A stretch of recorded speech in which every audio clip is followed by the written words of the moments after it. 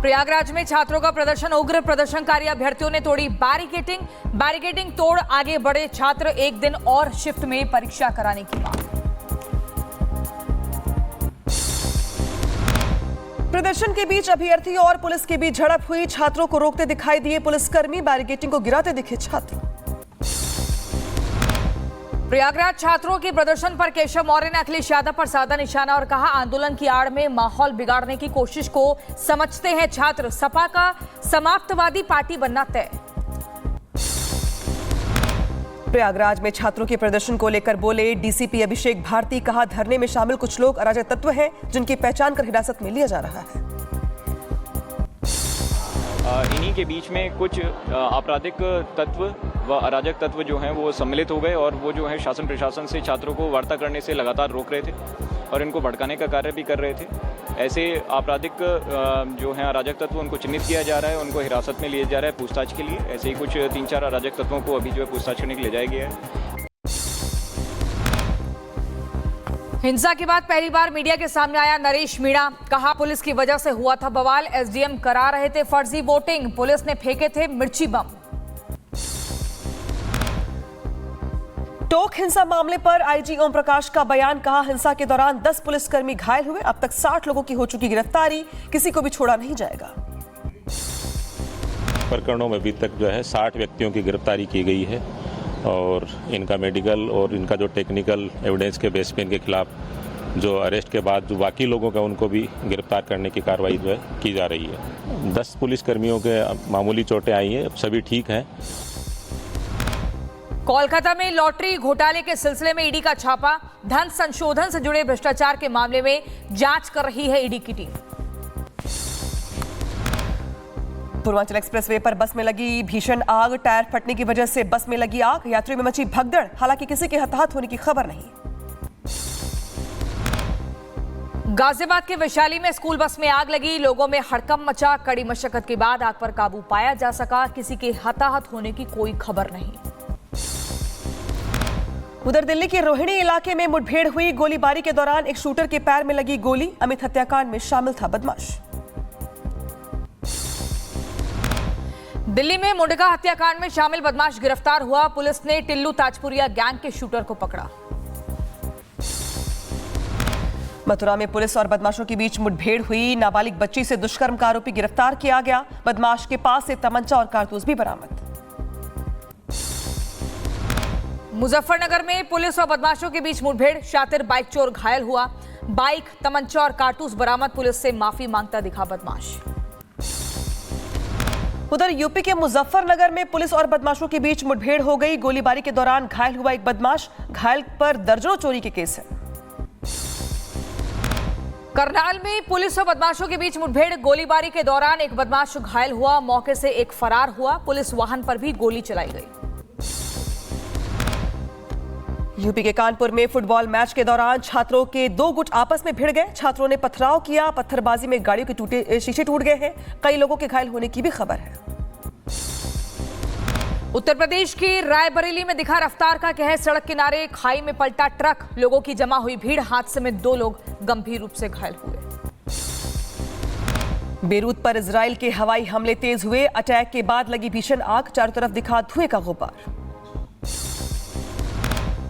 IDF के हमले में हिजबुल्लाह के 3 फील्ड कमांडर ढेर हुए। ख्याम टेबनीट और आपको बता दें गजर के फील्ड कमांडर ढेर। बेरूत के दाहिया में इजराइल ने हमला किया था।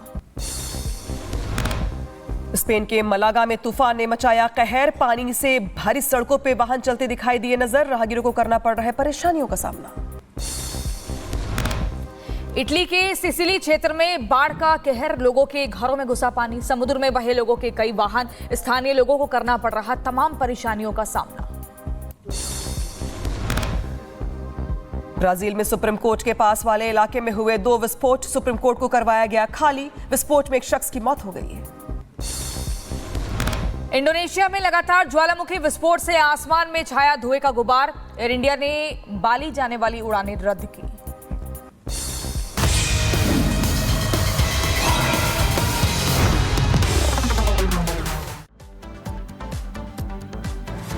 और चलिए आगे बढ़ते अगली बड़ी खबर का रुख करेंगे, जहां कन्हैया कुमार कांग्रेस नेता ने देवेंद्र फडणवीस की पत्नी को लेकर आपत्तिजनक बयान दे दिया है। ये बड़ी खबर आपको बता रहे हैं, बेतुका बयान कन्हैया कुमार का सामने आया है। उनकी तरफ से रील बनाने को लेकर दरअसल कमेंट किया गया है। बेतुका बयान देते हुए कन्हैया कुमार ने यह कह दिया है कि धर्म की बात करने के बजाय रील बनाती है। अगर ये धर्म युद्ध है और धर्म को बचाने का सवाल है, जो भी नेता आपके सामने धर्म बचाने का भाषण देता है उससे बस एक बात पूछना है, एक्सक्यूज मी सर, आप धर्म बचाना चाहते हैं, 1 मिनट आपका चाहिए, बस ये बता दीजिए कि धर्म बचाने की इस लड़ाई में आपका बेटा बेटी भी हमारे साथ चलेगा ना? समझे बात को? कि ऐसा तो नहीं होगा कि धर्म बचाने की जिम्मेवारी हमारी और ऑक्सफोर्ड कैम्ब्रिज में पढ़ने की जिम्मेवारी आपके बाल बच्चों की। अगर धर्म बचाना है तो सब मिलकर के बचाएंगे। ऐसा तो नहीं होगा ना कि हम लोग धर्म बचाएंगे और जो है डिप्टी सीएम साहब की पत्नी जो है वो इंस्टाग्राम पे रील बनाएंगी। ऐसा तो नहीं होगा ना, सब लोग मिलकर धर्म बचाएंगे। वो डेप्यूटी सीएम की पत्नी के लिए जिस तरीके के शब्दों का इस्तेमाल कर रहे हैं वो कहीं से भी यहाँ पे एक्सेप्टेबल नहीं है, क्योंकि फडणवीस की जो पत्नी है उनको लेकर के कन्हैया कुमार का ये बेतुका बयान है। चुनावी माहौल में जिस तरीके के बयानबाजी हो रही है उसमें देवेंद्र फडणवीस की पत्नी को लेकर के बयान देना स्वीकार्य नहीं है। कन्हैया की अभद्र टिप्पणी पर बीजेपी नेता भड़क गए हैं। शहजाद ने कहा है कि ऐसी टिप्पणियों से महिलाओं के प्रति कांग्रेस के नेताओं का असली चेहरा उजागर हो गया है। सुनवाते हैं आपको। कन्हैया कुमार जो नक्सलियों को शहीद मानता है और अफजल गुरु के बरसी पर मातम मनाता है, वो महाराष्ट्र की बेटी हमारी बहन अमृता फडणवीस जी के बारे में इतनी घृणात्मक टिप्पणी करता है। महाराष्ट्र में आकर महाराष्ट्र की बेटी को इस प्रकार से अपमानित करना, ये कांग्रेस का डीएनए बन चुका है।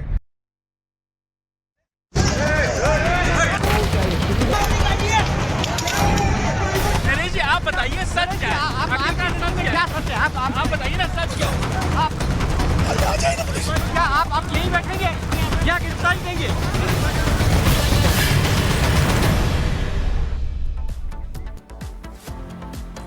और चलिए आगे बढ़ते हैं, बात करेंगे टोंक मामले की, जहां आपको बताएं बड़ी जानकारी मिल रही है कि नरेश मीणा की कभी भी गिरफ्तारी हो सकती है। ये बड़ी खबर आपको बता रहे हैं, नरेश मीणा की कभी गिरफ्तारी संभव है। बता रहे हैं आपको कि पुलिस अब गांव तक पहुंच चुकी है, ये जानकारी मिल रही है। टोंक हिंसा मामले में पुलिस का एक्शन देखा जा रहा है, कभी भी गिरफ्तारी संभव है। अनामिका करते सहयोगी जतिन जुड़ रहे हमारे साथ ग्राउंड जीरो से। जतिन, पहले तो सबसे बड़ा सवाल ये कि जो नरेश मीणा किसी को नजर नहीं आते हैं, पुलिस पकड़ नहीं पाती है, वो कैमरे पे आके अपनी बात रखते हैं और अब पुलिस यहाँ पे पहुंच गई है, उनके गांव पे भारी संख्या में पुलिस की तैनाती कर दी गई है। क्या माहौल है, कितनी देर मान लिया अरेस्टिंग के लिए हम? आज बिल्कुल किसी भी समय जो पुलिस है वो गांव के अंदर दाखिल होगी। मैं आपको तस्वीरें जल्दी से दिखा दूं। गांव के बाहर जो हाईवे है वहां की तस्वीरें हैं। सीनियर ऑफिसर्स आप देख रहे हैं कि आपस में जो रणनीति कह लीजिए, चर्चा कर लीजिए कि किस तरीके से ऑपरेशन को अंजाम देना है। और आप स्ट्रेंथ देखिए, मेरे विजय अगर थोड़ा सा आगे आएंगे और आपको लॉन्ग शॉट दिखाएंगे तो आप इस पूरे हाईवे पे देखेंगे तो प्रॉपर जो पुलिस फोर्स है वो यहाँ पर डिप्लॉय की गई है। और अंदर कल जिस तरीके की स्थिति थी उसको देखते हुए एडिक्वेट जो प्रिकॉशन है वो भी फोर्स ले रही है। आप हाथ में डंडे देख लेंगे, अगर पथराव होता है तो किस तरीके से बचा जाएगा। तो शीट्स जो एक तरीके से शीट कवर है वो फोर्स ने पहना हुआ है। कमांडोज यहाँ पर तैनात किए गए हैं और आप लाइन से देखेंगे तो तकरीबन 10 बसेस आपको नजर आ जाएंगी जिसमें एडिक्वेट फोर्स को यहाँ पर डिप्लॉय किया गया है। थोड़ा आगे चलेंगे, आपको तस्वीर दिखाया तो इस हाईवे की कि कल जिस तरीके की परिस्थिति उत्पन्न हुई थी वैसी परिस्थिति आज ना हो, और अगर वैसा होता है तो कैसे मैनेज किया जाएगा उसको लेकर ये तमाम फोर्सेज है उसको यहाँ पर बुलाया गया है। और इसके बाद सीनियर